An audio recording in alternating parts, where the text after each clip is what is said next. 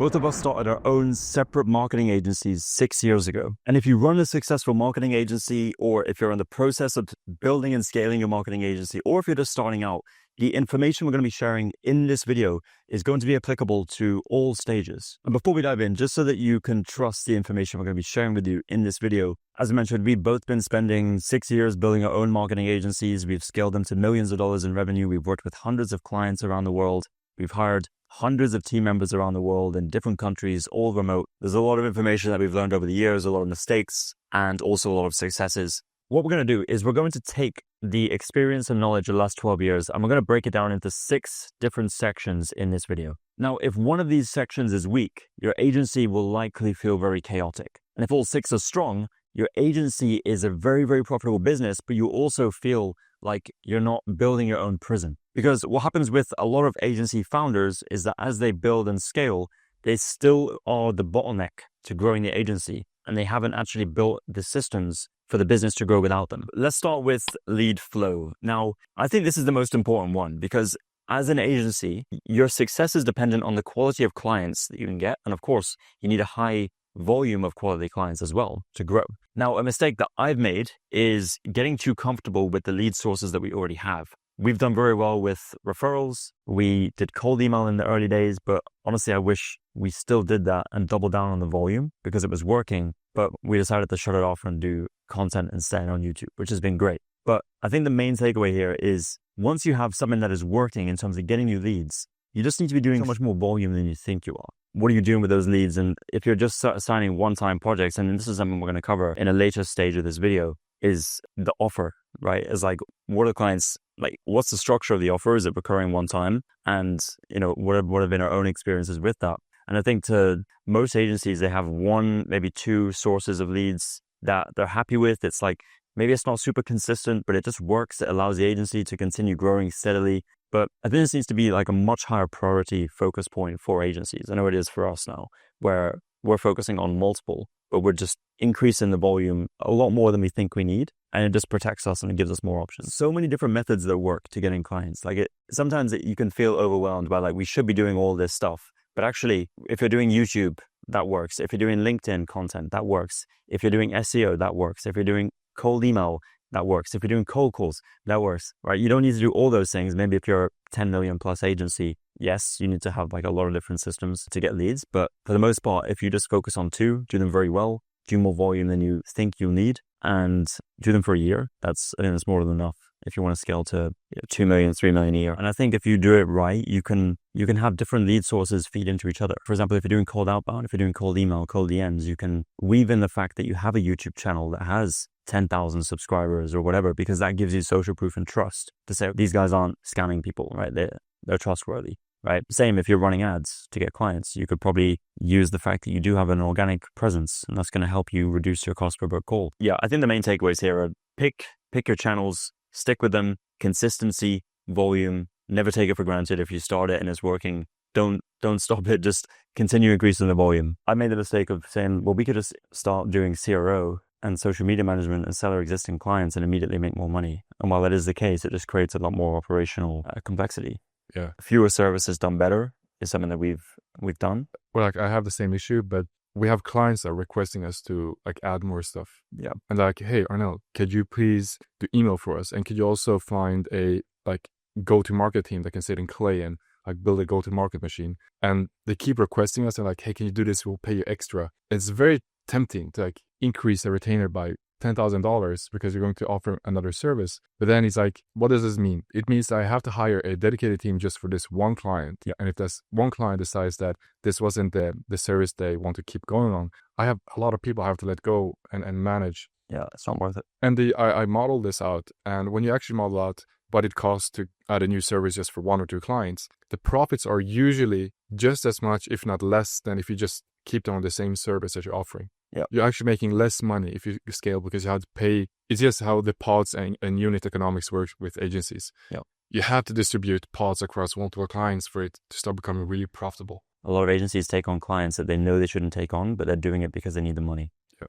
And when you make a decision based on that, it's never going to work out. And that's usually what leads to agencies failing. They take up a lot of team resources. They don't pay well. you don't get good results for them. You don't even get a good case study that you can use to get more clients. Yeah. It's a downward spiral. So part 2 is all about positioning and really saying no to grow. And what I mean by this is that most agencies, they try and scale by adding more services. They want to, shiny object syndrome of like the client asks, can we start doing this service? And can you do this for us? And can you do that for us? And like, it's tempting because it's like we could make another 5K, 10K per month. And I've done this and I've fallen into this trap. We were doing other services for clients and I had to hire other team members. And now all of a sudden, it becomes a lot more complex on the operational side, on the team side, new systems, new processes. It was a little bit chaotic, to be honest. And we ultimately decided to say like, no more. We're going to focus on 2 main services that we know that we're the best at. And that's been a game changer for us as an agency because it makes my life a lot simpler. And it just makes the team, like, it's much easier to have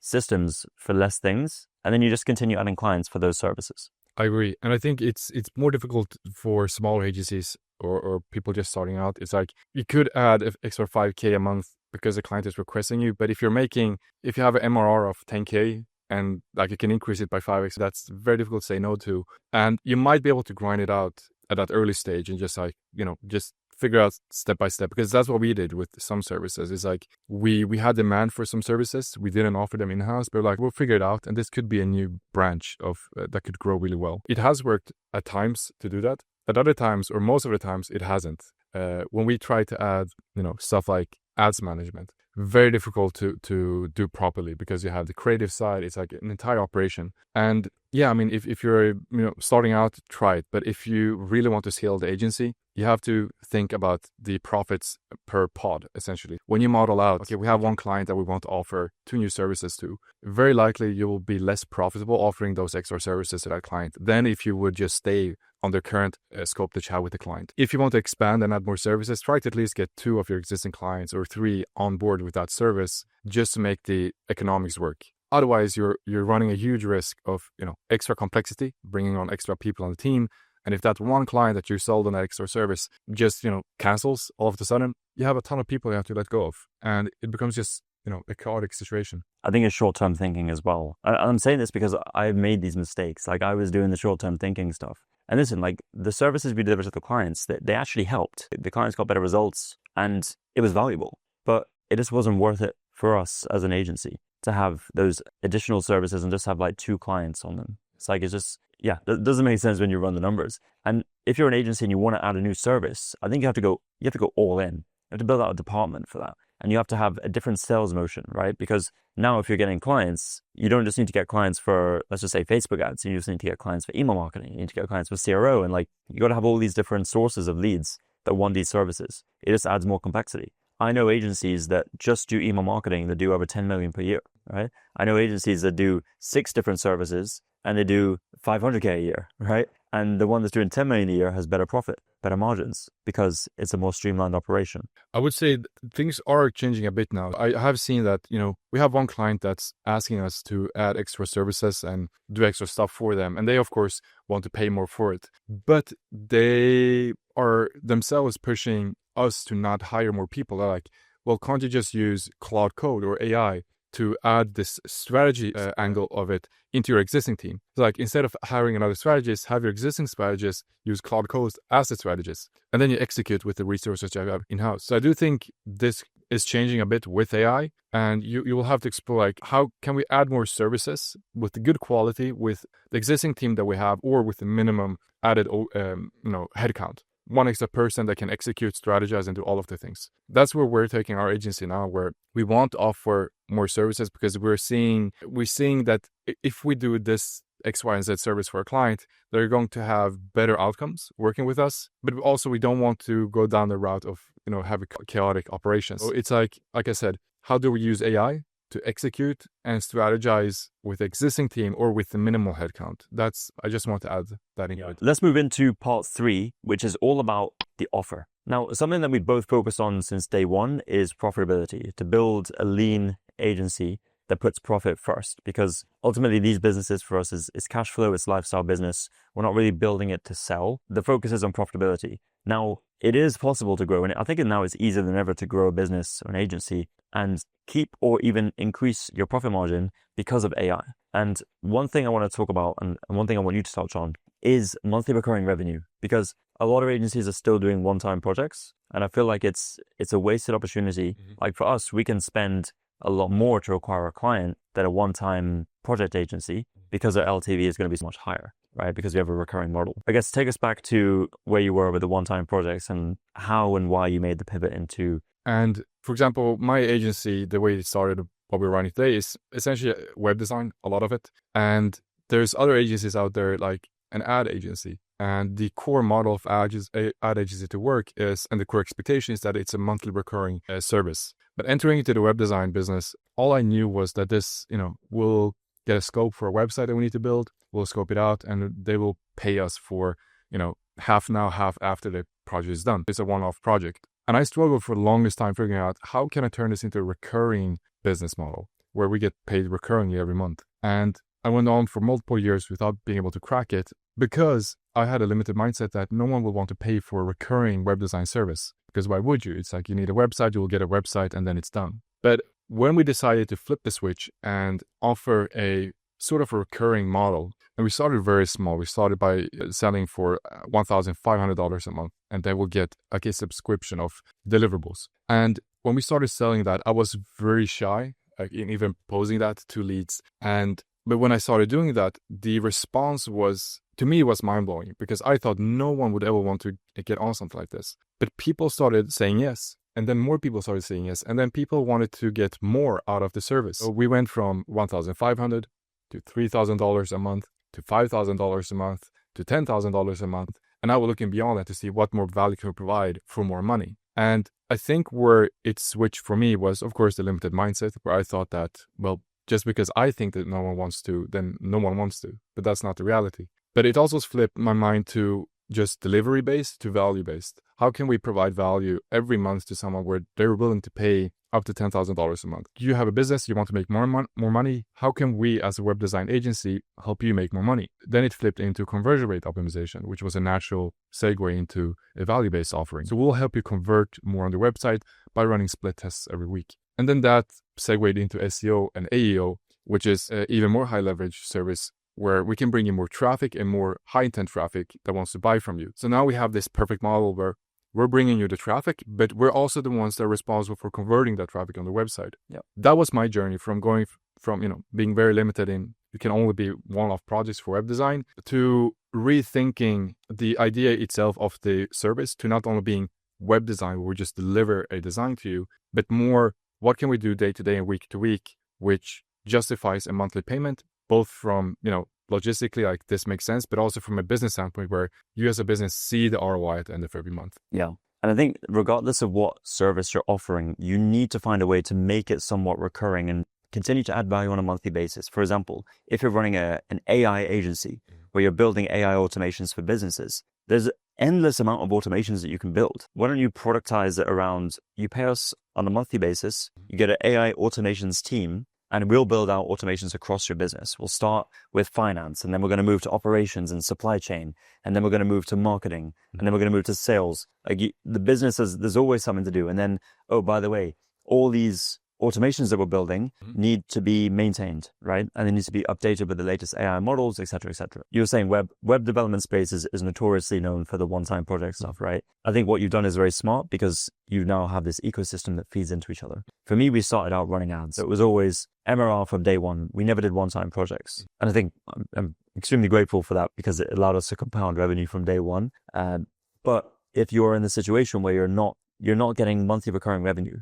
you're not compounding MRR, I would encourage you to start there and look at what can you do to change your offer to something that's recurring. Because it's a complete shift. I mean, you've lived this, right? Like every month you start from zero again. Like you have to sign your clients, which will get you your money for the next 1-2 months, whatever. Whereas in a recurring business, like we have 10 clients, maybe we don't need to sign more clients this month, right? Because those clients are going to continue to pay us. It's a completely different shift. And I think for the agencies that are doing one-time projects, their lives would be much easier if they shifted into a recurring model. Yeah. And I also bring one more thing up where I was against hourly billing for the longest time because, it's a headache to deal with. Team side, but also client side, because it's like you start having these conversations where like, oh, well, this will take 5 hours. And then clients are like, well, I think it will take 4 hours. And then you have that back and forth. Yeah. But we started experimenting with it while still being on the edge of like, is it even worth it? But then I saw a post or a newsletter about a legal firm who had built over $1 billion worth of hourly billing to clients with huge profits, over 50% profits on that. I could be wrong about the numbers, but that shifted my mindset completely from me being limited at hourly billing is not worth it. But because we shifted to a only retainer model where we only charge monthly, we had a lot of clients that said, well, we'll have work that comes in bursts. Like we'll have one thing this month, but nothing that next month. For those clients, we have a lot of money that we left on the table, and we've kind of forced them to go and find someone else to basically charge them for services. And I found, at least in our agency, that we can keep offering hourly rates that are very good in terms of profit for us, but also very valuable for clients. And we're now charging really well and doing really well month to month on hourly rates. I wanted to retain a bit of that one-off revenue, because one-off revenue is actually good. It adds extra buffer every month to your profits. And yeah. It used to be much better at night knowing that you have monthly recurring revenue now. I do, yeah. But for example, hourly billing can come in and it's like you can charge a client $5,000 on hourly billing for 2 weeks worth of work. But the recurring revenue is like every month you get paid, and the focus shifts from having to chase new clients constantly to instead focusing on how can I keep the existing ones that we have. That forces you to focus more on the service delivery, the team that you hire. It shifts the focus completely. Versus one-off, you have completely different problems that you're focusing on, and those problems, they will not help you grow and scale the agency. The problems that you focus on when you have recurring revenue, those are the problems that will actually help you scale. Getting better team members, etc., etc., etc. Like hourly is sick. We had a client that paid us like $2,500 the other day, and they will get like a week's worth of work for that.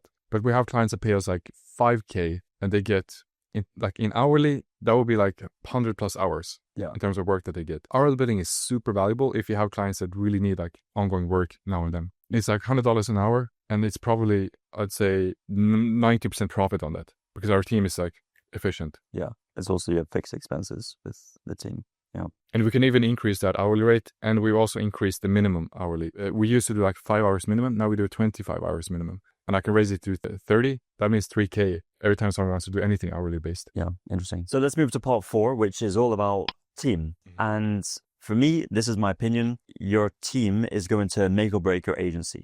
Now, if you're completely running your agency with AI agents, then of course this is not the case. But most agencies, they have the team that's delivering the work to the client. Now, I feel like your team is your product because the team is responsible for building that website, for doing the ads, for building the creatives, for doing the emails. They're your product. Now, just like any other business, the product is key, right? If the product is not good, then your business is probably not going to be able to acquire customers efficiently. You're not going to be able to compound scale because your churn is super high, like all those things. A shift that I made was to ruthlessly increase our standards of hiring and the people that we need to hire. And I think as you get bigger as an agency and you build a better reputation, especially if you have a good personal brand, your ability to attract better team members increases, right? Because you can afford to pay more because your business is doing better. But also there's a perception of like, we want to work with these guys because they have that good reputation. And I feel like we benefited a lot from that. And we also have, someone comes into the agency, they immediately get welcomed by the team, like,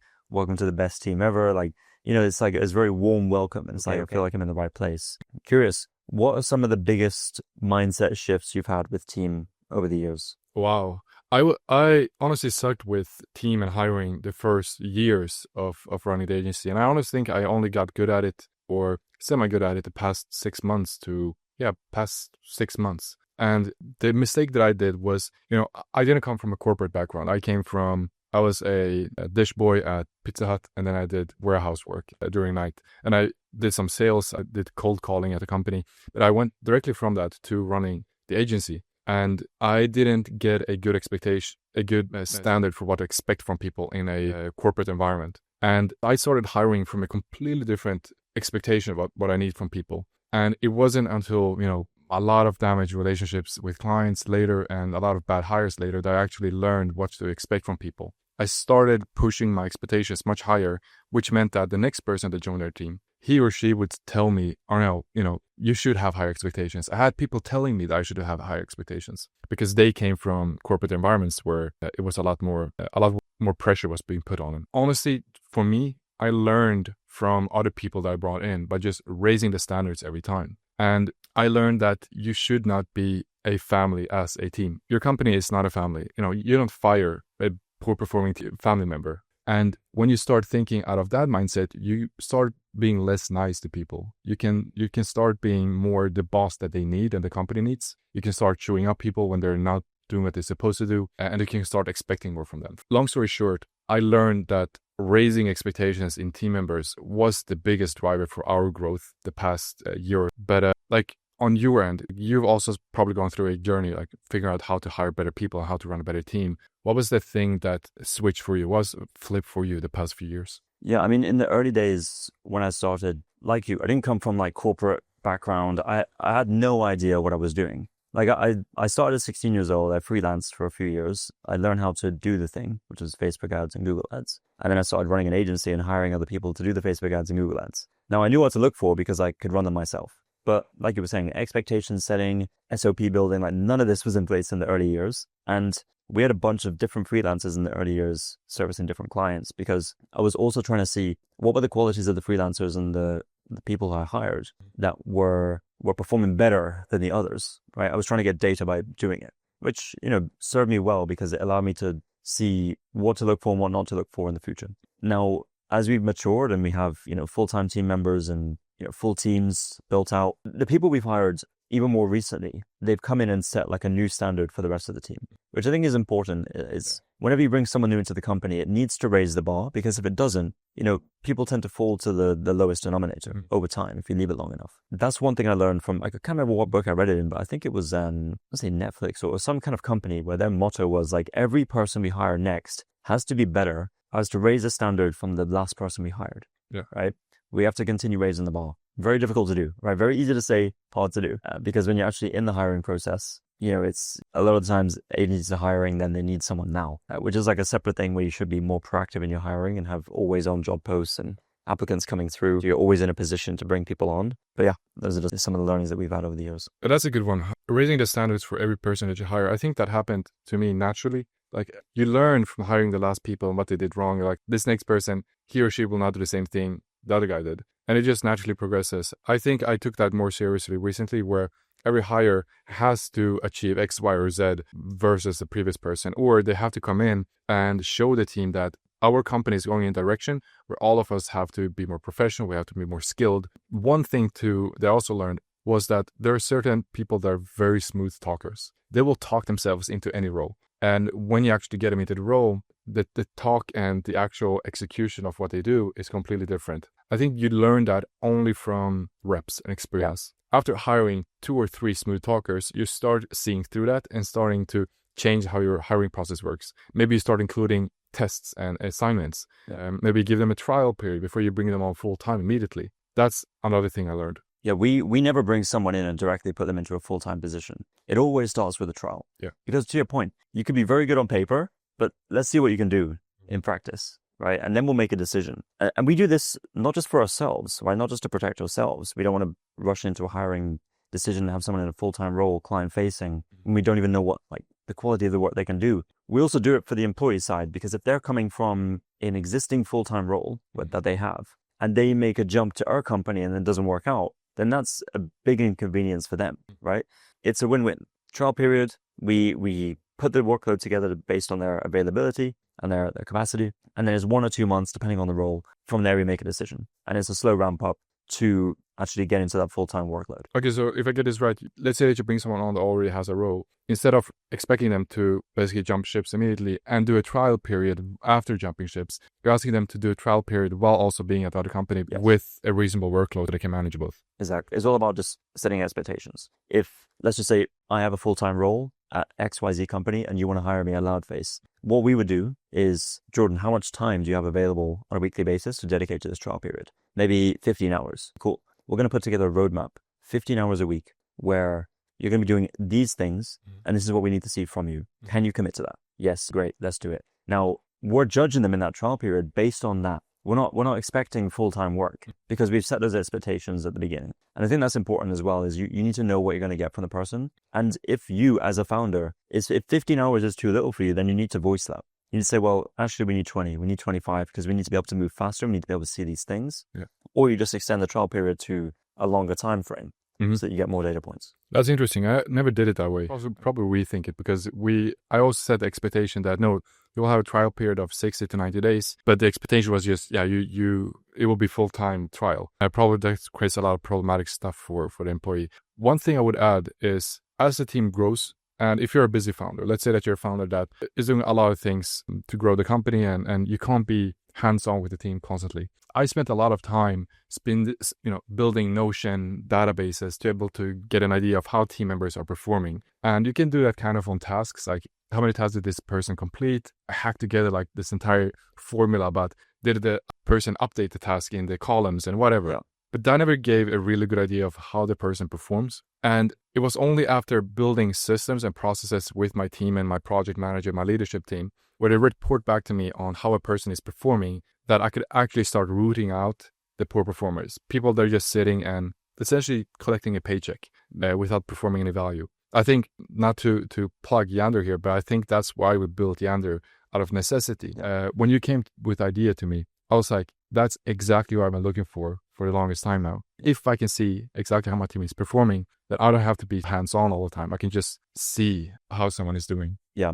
And I think especially with a remote team, it is very difficult to have that pulse. You can walk into an office and you can get the energy of the room. You can go and speak to everyone in the office in, just a quick conversation. Hey, how's it going? Did you complete that thing? Like, cool. And don't get me wrong, you can do that on Slack. Right? You can have a huddle every day. You can have a daily stand-up, whatever. But then you don't know if that person's then like working for the next 8 hours or if they're like doing a few hours here and then going. And look, we don't track hours. It's not really the way we've done things. It's just more like it's results. Are you getting the results and are you meeting the deadlines? Mm-hmm. If you are, great. If not, then like what's going on? Yeah. Yander just gives me that pulse and that visibility that yes, I do have my leaders reporting to me about the people on our team, how the performance is, but everyone is human and things are missed, right? Let's just get the data, things that people are actually saying in Slack, they're saying on meetings, and then use that data to basically get these scores and these insights we can then use to have that pulse, make decisions, step in early. If someone is disengaged, not communicating, let's get in and step in early. Yeah.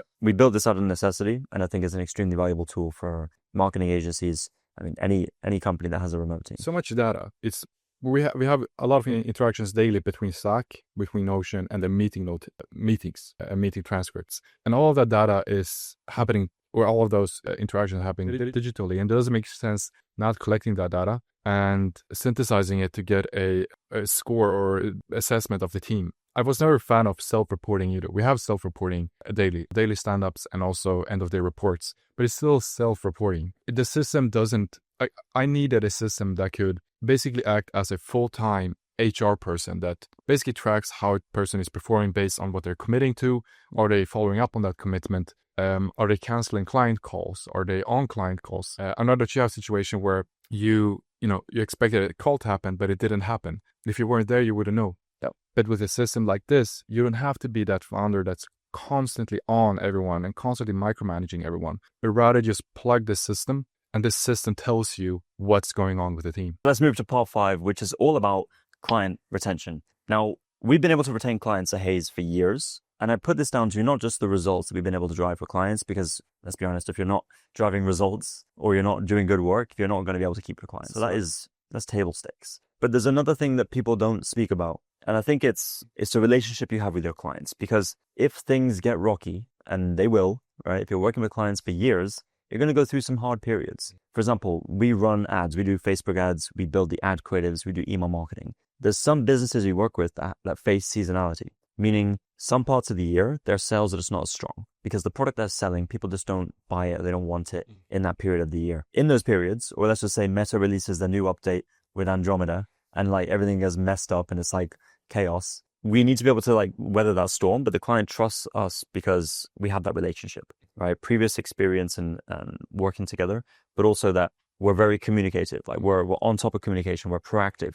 We're always bringing new strategies that we're telling them things ahead of time. Like, hey, we're going to run into this challenge, but don't worry, we already have a system to deal with it, right? Or this thing came up, but don't worry, it's solved. And we put the system in place to make sure it doesn't happen again. That is very reassuring to the client because the client doesn't have to be managing you. You were sort of managing the client. Yeah. That's the shift that I think every agency should make if they haven't already, to be able to retain their clients for longer. That relationship is super important. Like I say, it will be times will be difficult, And if you're not there to maintain a relationship, if they don't have a relationship with you as the founder, or doesn't have to be you as the founder, honestly, it could be anyone on the leadership team, whether a project manager or a strategist. If there's no deep communication and relationship there, it becomes easy to cut you off because there's no strings attached. But that relationship builds that expectation that if things get rocky, we got each other. Like you're not just going to bail on us. We have had a situation a couple of times at Loudface where things are not, looking good. We maybe are over capacity and cannot deliver work for someone, and we have this hiring period where we have to bring someone on, and the clients are like, what's going on? Why is deliverables slowing down? If you have that relationship, it's much easier to communicate with the client the problems that you're facing and for them to kind of get it and understand it, rather than just judging you like a external vendor. You're not under the same pressure. But retention for us at Loudface is results-based. Because we're doing CRO and SEO and AEO, we have to bring them results every month, essentially. And the main thing as a founder that you have to focus on is to bring in the best team. Previously, we talked about team previously, but without the best team, you're not going to get results and you're not going to retain clients. On that point, like what kind of changes did you do with your team, whether that's helping them build relationships or perform better to retain clients for a long run? Yeah, I do think it's just about hiring people who are good at client-facing relationships. They know how to communicate. Let me put it this way. Their communication is clear, it's concise, and it inspires confidence, right? If someone is communicating, I mean, we all know like when we speak to someone and it's like, you don't fully trust what they're saying because their communication style is not super clear, right? Their thoughts are just not thought through, right? And they don't really inspire a lot of confidence. That could just be the person, or I think also communication is a skill, right? We look for that in client-facing roles. If the role isn't client-facing, then communication on that side isn't really important. It's more just like, can they communicate internally with the team? Yeah.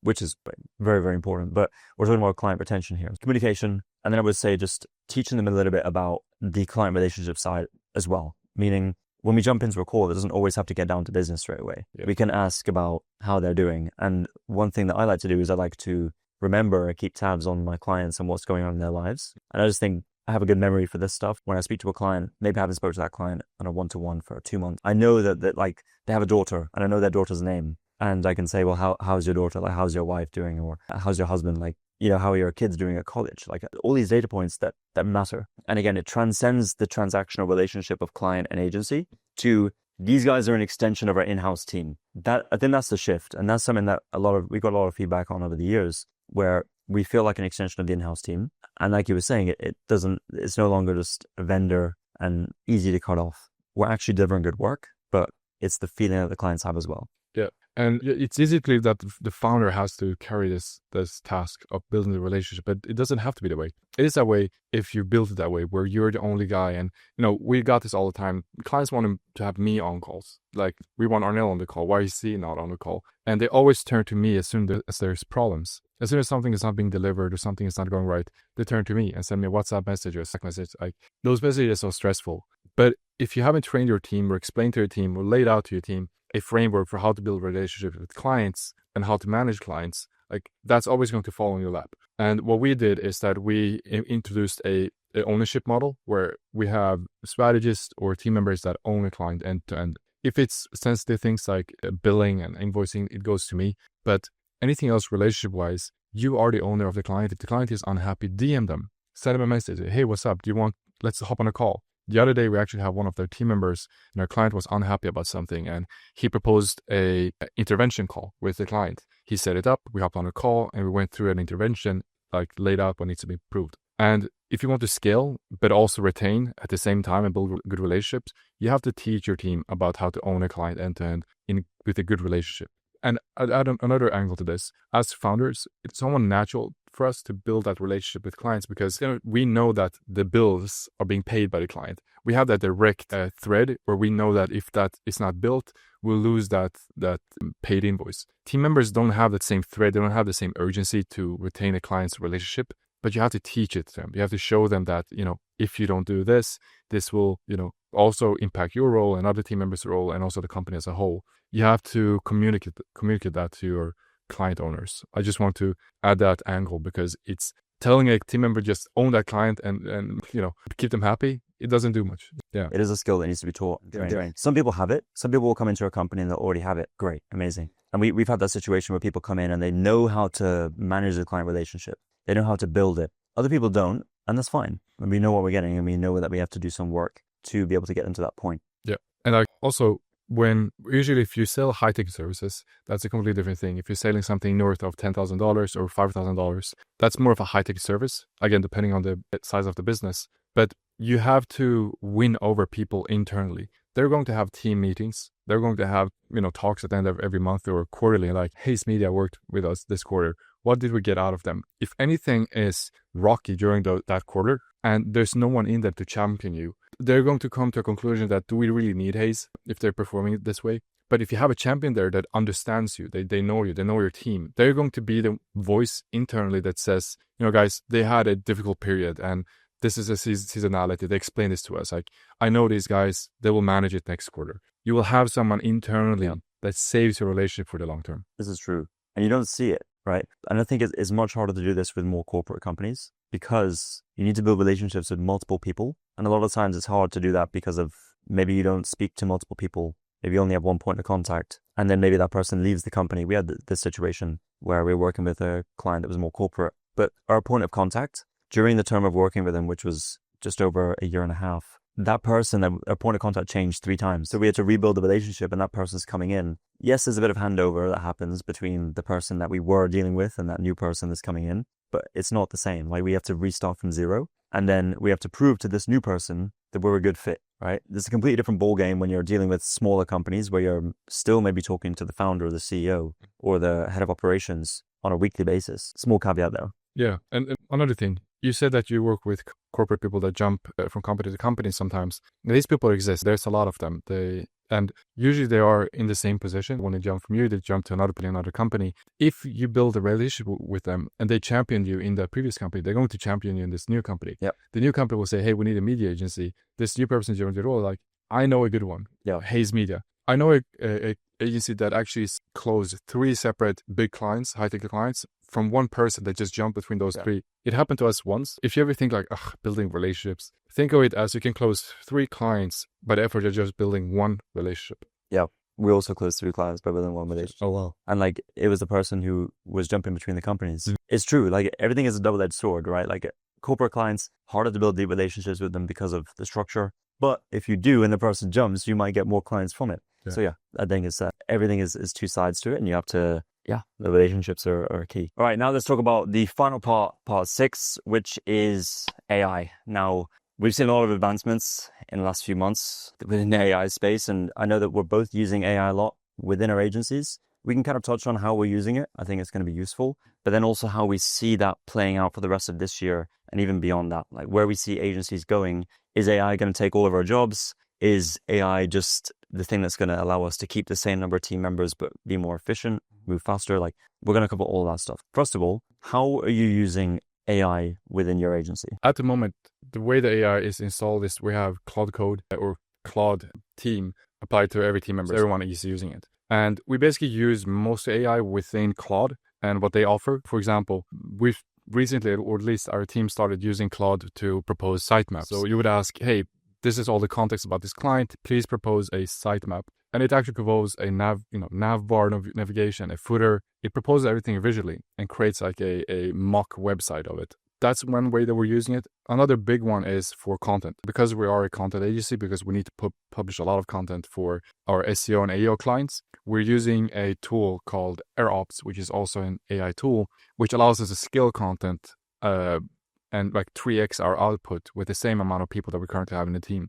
Notion AI is another one. Notion Agents. It's a huge one because it can do a lot of good stuff for our team. Our project manager is using it. Our entire team is dabbling with it. At the moment, it's like a spotty map with Claude here, Notion AI here, and this thing here. On the leadership side, Yander AI. We're using it to manage the team and look over the team and also clients. A bit of a sporadic answer, but I would say currently it's just like using features here and there from different tools. How about yourself? I'll break it down by service. With a Facebook ad service, we're producing a lot of creatives for clients. This used to mean that we would have to find content creators who could film videos for us, UGC videos. We would have to send them products. we'd have to wait 2 weeks. By the time they receive the product, we'll code the content, we get the content back, we ask for revisions, they give us the content, then we have to edit that content. It's a whole process, let alone we're spending $150 to $200 per video. That's what the client's paying. What we're doing now is we're creating these with AI. We're creating UGC content with AI using Kling. At the time of speaking right now, Kling 3.0 is the best model that we're using right now for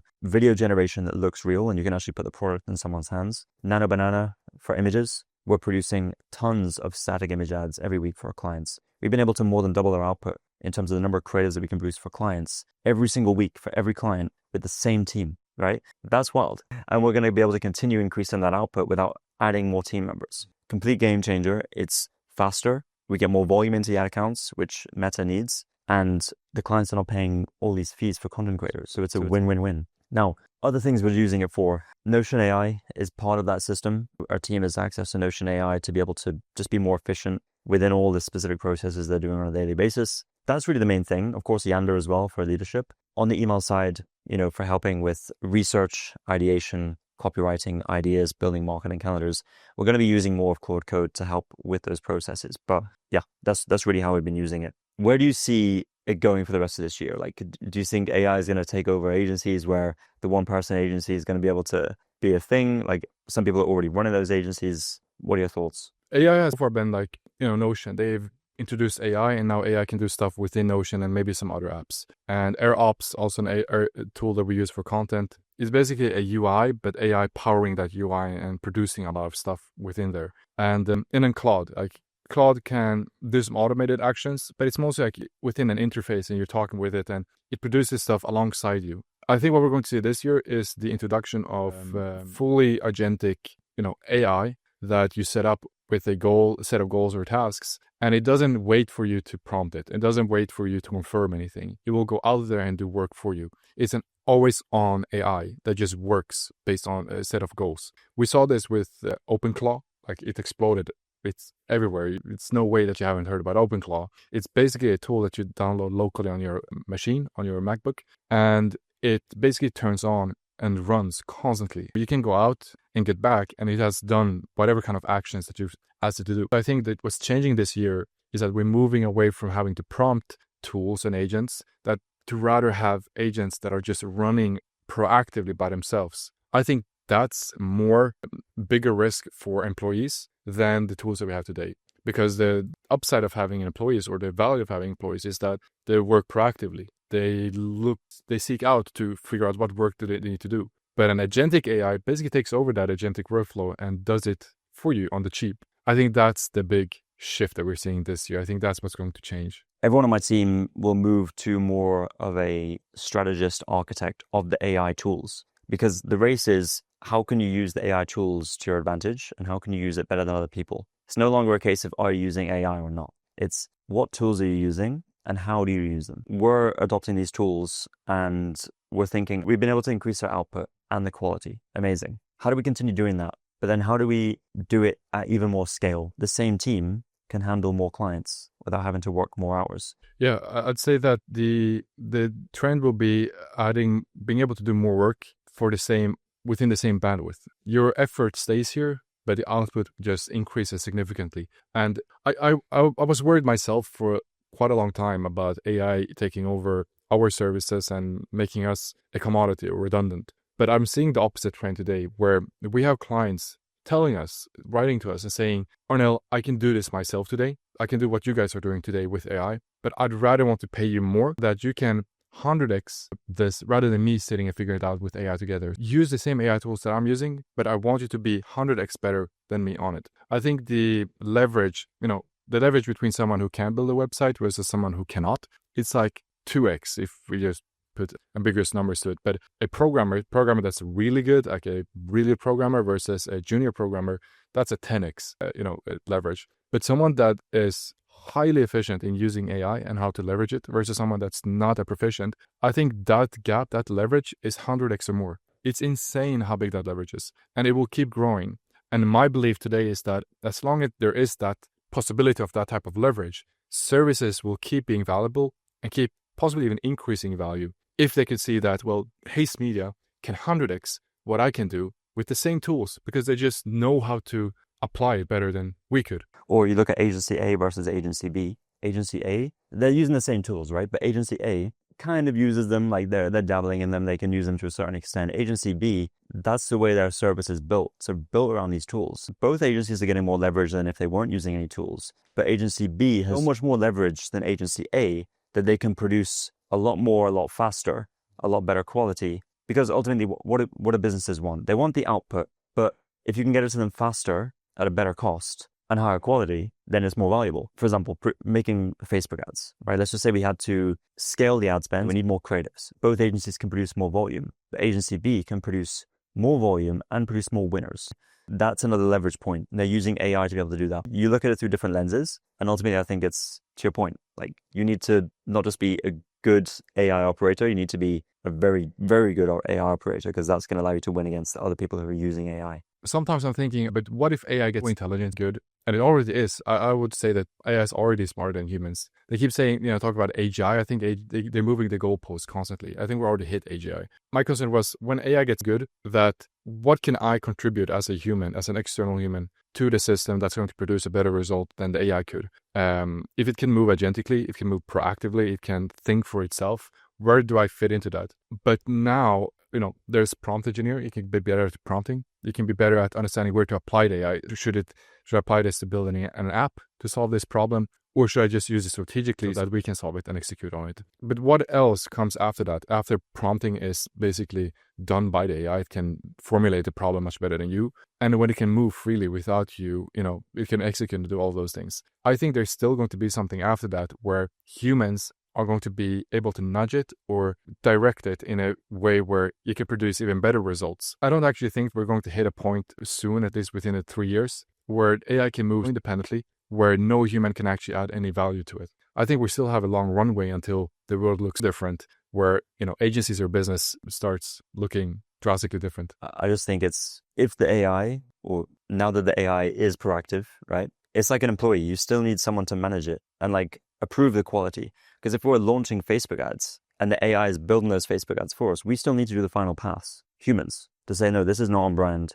This could put us in a lawsuit, right? Because the AI doesn't know these things, and we can feed it and we can train it over time. But still, it hallucinates, and sometimes it doesn't follow those guidelines. We need the team to be approving that. But what I want to get to is the AI is working 24/7, constantly producing ads, and my team wakes up and they now have to approve ads. They have to tweak things in editing. They're saying, this is good, this is bad. We need to tell the AI to layer in this additional context. Yeah, I'm aligned with your thinking. For the agencies out there who maybe they're using some AI, maybe they're not even using AI in their service yet, I guess, what are the immediate next steps that you would suggest someone take? Maybe even the specific tools you already touched on, Claude Code and Notion AI. Yeah, I guess was final thoughts on AI stuff for those out there.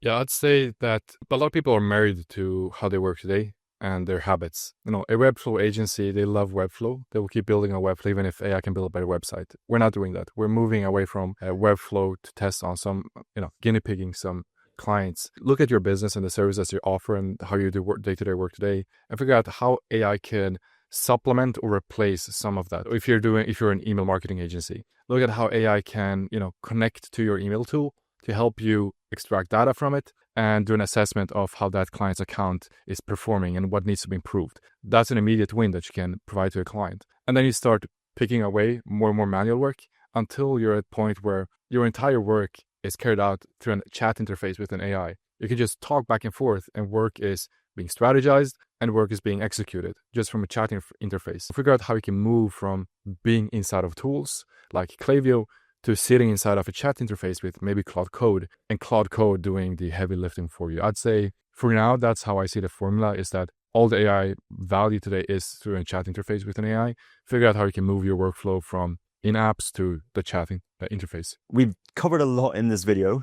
And just to recap what we spoke about, we started with lead flow, the importance of having enough quality leads to continue growing your agency and continue having enough choice to bring on the right clients. Then we covered positioning, which is all about saying no to be able to grow, not falling into the trap of shiny object syndrome and adding more and more services, but rather staying focused on the services you're the best at, and then only bringing on high quality clients. Part 3 was all about the offer, right? The importance of recurring revenue, that if you can make that shift, if you're currently doing one-time projects into recurring revenue, it's going to really change your business. Part 4 was all about team, about building a team that is proactive, that you constantly raise the bar with in terms of quality that you can attract, and also being proactive in your hiring process. Part 5 was all about client retention. How do you keep clients around for years? All about building relationships, not just delivering great results and great work, but having not just you build a relationship with your clients, but also your other team members as well. There's multiple relationship points. And finally, part 6, we covered AI and what agencies need to be doing right now to leverage AI and get ahead of other agencies. How do you actually take action on all this advice? I would say, look at the 6 different areas we spoke about and identify what your biggest constraint is right now. Is it more leads? Is it that, we're fine with leads, our team is great, our client relationships are great. We just need to be using more AI. Like, figure out what that is and then just do it one by one. Don't try and, apply a bunch of things at once. Just for the next 30 days, 60 days, 90 days, just focus on one area. And I would say do that well and then just go step by step. Yeah, I'd agree. Don't throw the kitchen sink at it. Go through the highest pain points that you're experiencing right now. Set them out on paper in terms of priority, where's the biggest pain point, where's the smallest, and then just start tackling one thing at a time. You don't have to solve the thing completely and make it perfect. Like, we don't have perfect systems in our agencies. I've talked with agencies making millions a month, and they're telling me that they're still scrappy, they're still messy. They have a framework, but it's still messy. Don't have the expectation that it has to be perfect, but start solving the biggest pain points first. Awesome, guys. That's it for today's video. If you enjoyed this and you want to see more content around building an agency, growing an agency, how we run our agencies day to day, make sure to hit that subscribe button. Leave a comment down below as to what you want to see in future videos of us talking about. And if you have a remote team and you want to get a stronger pulse on your remote team and also know what your clients think of you and your service, go to yando.io or the first link in the video description. Give Yando a try, and we'll see you in the next video.